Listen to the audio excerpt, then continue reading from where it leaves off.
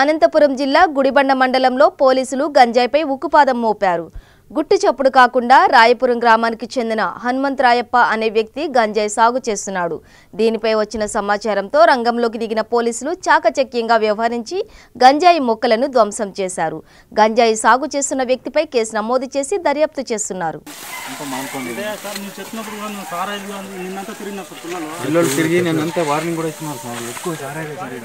చచ్చిపోతున్నారు కదా జనాలు.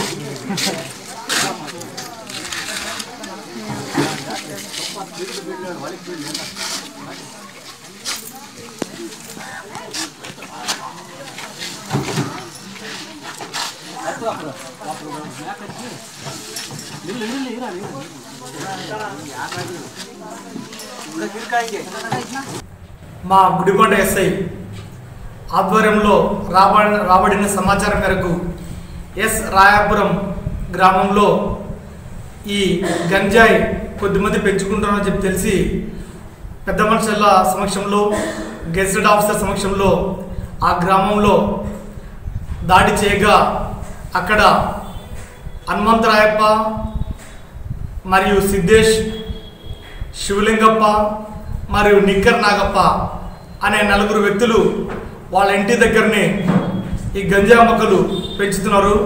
అవి సుమారు 89 దాకా ఉన్నాయి.